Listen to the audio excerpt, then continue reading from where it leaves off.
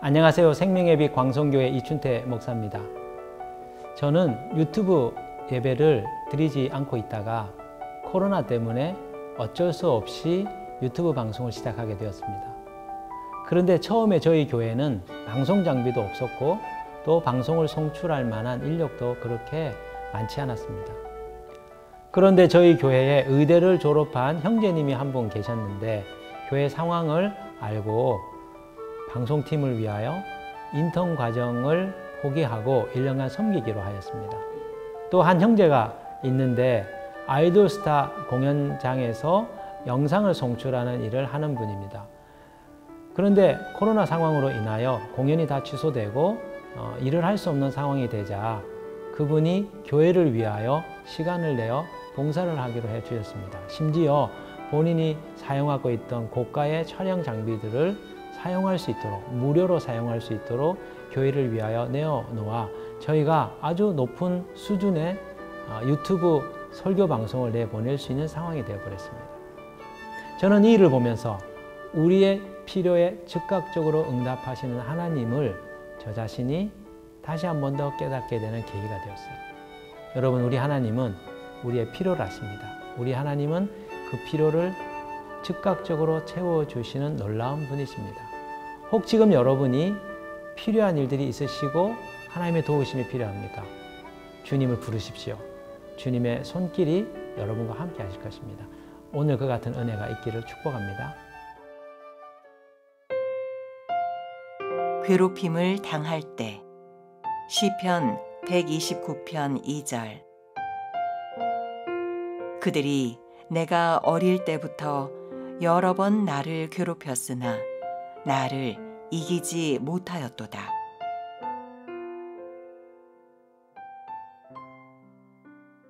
오늘 우리가 읽은 시편 129편의 말씀은 성전에 올라가는 노래 10번째 해당되는 시입니다. 오늘 이 시에서 저자는 이스라엘의 그 과거 대적들로부터 어려움을 겪었던 그 위험을 회상하고 구원하신 하나님을 찬양할 뿐만 아니라 장차 닥쳐올 대적들의 위험으로부터 자신들을 보호해 줄 것을 하나님께 탄원하는 기도문을 지금 기록하고 있습니다. 이 시의 주제는 한마디로 시온을 미워하는 대적들이 수치를 당하고 물러가게 해달라고 하는 그 탄원의 기도이지요. 1절로부터 4절을 보시면 과거의 이스라엘 백성들이 겪었던 어려움과 하나님의 구원 체험이 기록이 되어 있습니다. 1절에 보시면 이스라엘은 이제 말하기를 그들이 내가 어릴 때부터 여러 번 나를 괴롭혔도다. 그들이 내가 어릴 때부터 여러 번 나를 괴롭혔으나 나를 이기지 못하였도다. 밭가는 자들이 내 등을 갈아 그 고랑을 길게 지었도다. 오늘 이 말씀에 의하면 어릴 때부터 여러 번 괴롭힘을 당하였다라고 얘기합니다. 이스라엘이라고 하는 나라의 초기 역사부터 그들이 이민족에게 괴롭힘을 당하고 침략을 당한 것을 지금 상기시키고 있는 것이죠. 4절을 보면 이렇게 말합니다. 여호와께서는 의로우사 악인들의 줄을 끊으셨도다. 그런데 그 모든 악한 이민족들의 침략으로부터 지켜주시고 그들을 끊으셨다고 고백하는 것이죠. 왜 이 시편의 저자는 이 내용을 회상하고 있는 걸까요? 지금 그들이 여전한 대적들의 위협을 받고 있는 상황이었기 때문입니다. 5절에 의하면 무릇 시온을 미워하는 자는 수치를 당하고 물러가게 해달라고 말씀하고 있습니다. 지금 시온을 미워하고 있는 현재의 대적들이 상존하고 있는 것이죠. 그래서 5절로부터 8절에 보면 이 시편의 저자는 악인들로부터 자신들을 지켜달라고 하나님 앞에 간청하고 있습니다. 5절부터 8절을 한번 보시겠습니다. 무릇 시온을 미워하는 자들은 수치를 당하여 물러갈지어다. 그들은 지붕의 풀과 같을지어다. 그것은 자라기 전에 마르는 것이라. 이런 것은 베는 자의 손과 묶는 자의 품에 차지 아니하나니 지나가는 자들도 여호와의 복이 너희에게 있을지어다 하거나 우리 여호와의 이름으로 너희에게 축복한다 하지 아니하느니라. 두 가지를 얘기하고 있죠. 시온을 미워하는 자들은 수치를 당하고 물러가게 해달라. 하나님께 탄원합니다. 또 다른 한 가지는 그들이 지붕의 풀처럼 메말라서 사그라지게 해달라, 멸망하게 해달라라고 하는 기도를 올리고 있는 것이죠. 그렇다면 왜 이 시편을 수집한 편집자는 이 시를 성전에 올라가는 노래에 배치해 두고 있는 걸까요? 이 시를 통하여서 순례자들에게 무엇을 그는 바라고 있는 걸까요? 저는 세 가지 정도를 묵상하게 되었습니다. 첫 번째는 여전히 그들 주변에 상존하고 있는 적대적인 세력이 있다는 것을 기억하라는 것이죠.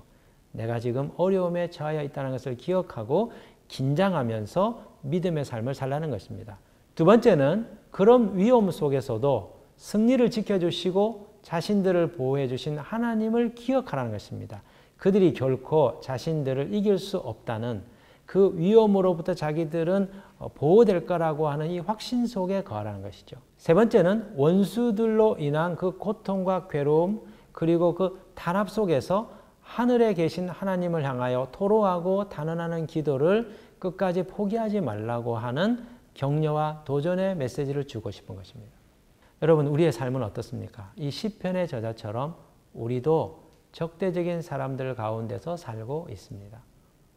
회사에서도 유독 우리를 미워하고 싫어하는 사람들이 존재합니다. 가정에서도 갈등 관계에 있는 사람들이 있습니다. 심지어 교회 안에서도 성도들 간에 목회자와 성도 사이에 또 목회자와 목회자들 사이에도 서로 적대적인 사람들이 존재합니다. 왜 그럴까요? 그 이유는 사람들 사이를 이간질시키고 사람들과의 관계를 파괴하는 사단의 세력들이 있기 때문이죠. 사단은 하나님의 창조 세계를 깨트리기를 원합니다. 사단은 사람들이 사랑으로 사는 것이 아니라 서로 미워하고 서로 적대하고 서로 상처를 주고 서로 해침으로써 이 땅이 파괴되고 인간의 삶이 파괴되기를 원하고 있는 것이죠. 그렇기 때문에 우리 믿음의 사람들은 이런 기도가 필요합니다. 원수들로부터 우리를 보호해 주시고 지켜달라고 하는 기도가 필요한 것이죠. 예수님께서 주기도에서 이렇게 기도하라고 말씀하셨습니다. 우리를 시험에 빠지지 않게 하시고 악에서 구하소서. 하나님께서 사람들과 함께하는 과정 속에 겪는 힘듦과 어려움으로 인하여 시험에 들지 않도록 그리고 우리를 넘어뜨리려고 하고 관계를 파괴하려고 하는 원수의 그 공격으로부터 그 악으로부터 우리를 지켜달라는 기도를 올리라는 것이죠. 오늘 이 본문에 보면 시편의 저자가 독특한 기도를 올리고 있는 것을 볼 수 있습니다. 소위 말하는 저주하는 기도입니다. 5절로부터 8절을 보면 무릇 시온을 미워하는 자들은 수치를 당하여 물러갈지어다. 그들은 지붕의 풀과 같을지어다. 그것은 자라기 전에 마르는 것이라. 이것들은 베는 자의 손과 묶는 자의 품에 차지 아니하나니 지나가는 자들도 여호와의 복이 너희에게 있을지어다 하거나 우리가 여호와의 이름으로 너희에게 축복한다 하지 아니하느니라. 시온을 미워하는 자들을 향하여 지금 저주를 선포하는 기도를 하고 있는 것이죠. 그런데 여러분 이것을 오해하면 안 됩니다. 이 저주의 선포는 그들을 미워하거나 그들을 욕하는 차원의 내용이 아닙니다. 이것은 하나님과의 깊은 관계 속에서 자기의 마음속에 있는 감정의 찌꺼기들을 그분께 쏟아내는 내적인 치유의 차원으로 우리가 보아야 된다는 것이죠. 지금 이 시편의 저자는 최고의 상담가이신 하나님 앞에서 자신의 마음에 있는 울분과 고통과 괴로움을 쏟아내고 있는 것입니다. 치유의 과정으로 나아가는 주님의 섭리 가운데 있는 것이죠. 여러분, 우리가 괴롭힘을 당할 때 어떻게 해야 될까요? 사람들이 나를 해치고 사람들의 마음을 후벼파고 사람들이 나를 괴롭게 할 때 우리가 어떻게 해야 될까요? 같이 욕을 하고 같이 미워하고 같이 싸워야 될까요? 하나님 백성들은 그렇게 할 수 없죠. 그런데 그것을 묻어두고 그것을 억압하는 것도 하나님 기뻐하시는 것이 아닙니다. 하나님은 우리의 마음에 있는 것들을 주님께 가지고 나와 주님 앞에 그 감정의 찌꺼기들을 쏟아내고 치유받기를 원합니다. 기도 안에서. 이것은 기도입니다.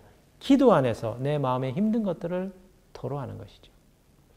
결혼 초기에 아내와의 관계에서 제가 새롭게 배운 것이 있었습니다. 저도 사역자였고 제 아내도 사역하는 관계였는데 한 번은 소그룹을 운영하다가 힘든 일이 있었던 모양입니다. 저녁에 집에 돌아와서 식사를 하고 있는 중에 소그룹의 힘듦을 저에게 토로하기 시작했습니다. 여보, 소그룹을 인도하는데 말이 너무 길어가지고 끊을 수가 없어요. 어떤 분들은 뭐 30분, 40분, 1시간씩 얘기를 하고 내가 말을 끊으려고 하면은 계속해서 이어가요. 또 어떤 분들은 제가 뭔가 권면을 하려고 하면 그것을 귀담아 듣지 않는 것 같아요. 이런 종류의 소그룹의 어려움을, 고충을 저에게 얘기를 하더라고요. 저는 제 아내에게 그러면 여보, 그분이 이렇게 말을 하실 때 숨을 쉴 때 딱 끊으라고. 그리고 다루기가 어려운 분이 있고 또 당신이 하는 권면을 듣지 않으면 하나님 앞에 이렇게 기도하고 이렇게 한번 접근을 해보라고 제가 이렇게 해답을 주려고 했었습니다. 그랬더니 갑자기 아내가 화를 벌컥 내면서 내가 그것을 몰라서 당신에게 지금 묻고 있어요. 제가 깜짝 놀랐습니다. 몰라서 묻는다고 생각했거든요. 그런데 제 아내가 하는 말이 나도 알고 있어요. 그러나 나는 지금 내가 힘들다는 것을 남편인 당신에게 얘기하고 있고 나는 당신이 당신은 얼마나 힘들어서 그런 얘기를 듣고 싶었어요. 저는 이 일을 통해서 아내들이 무엇을 원하는지 새롭게 깨닫게 되었습니다. 여러분, 우리는 정답을 원하는 게 아니고 내 마음에 힘든 것을 누군가에게 쏟아 놓아야 할 인격을 가진 존재거든요. 감정의 상함을 가지고 있는 존재거든요. 이것을 쏟아놓고 풀어놓아야만 우리가 건강하게 살 수 있는 것이죠. 하나님께서 이런 우리를 위하여 은혜로운 장치를 마련해 두셨습니다. 기도 안에서 마음껏 우리의 감정을 쏟아내고 우리의 억울함과 분함과 원통함을 하나님 앞에 쏟아냄으로써 치유받을 수 있는 은혜의 장치를 주님께서 우리에게 주셨다는 것이죠. 여러분, 감정을 참고 억압하면 병이 됩니다. 하나님이 결코 기뻐하지 않습니다. 이것을 기도 안에서 풀어내십시오. 하나님 속상합니다. 하나님, 내가 이렇게 억울한 일을 당하였습니다. 하나님, 언제까지 나를 이렇게 내두시려나이까? 하나님, 저 원수 같은 사람들, 하나님 좀 손을 좀 봐주십시오. 좀 처리 좀 해주십시오. 우리 안에 있는 것을 솔직하게 주님 앞에 내어놓을 때 주님의 위로하심이, 주님의 공감해 주심이 여러분과 함께 하실 것입니다. 오늘 이 같은 은혜로운 영혼의 만짐이 있는 복된 날이 되기를 주님의 이름으로 축복합니다.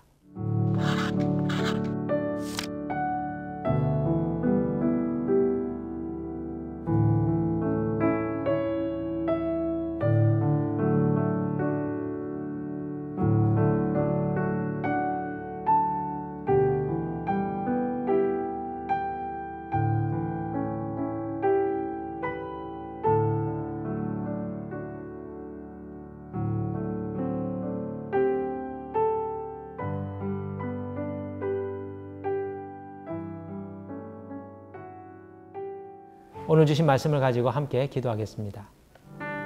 우리를 누구보다 잘 아시는 하나님, 우리의 속상한 마음, 괴로운 마음도 누구보다도 잘 아셔서 치유와 회복의 길로 인도해 주심을 오늘 말씀을 통하여 알게 되었습니다.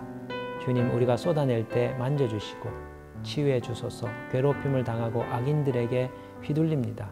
그 모든 아픔, 상처 예수 그리스도의 십자가로 싸매어 주시고 악인들을 미워하지 아니하고 축복하는 자로 살아가게 하여 주옵소서. 예수 그리스도의 이름으로 기도드립니다. 아멘.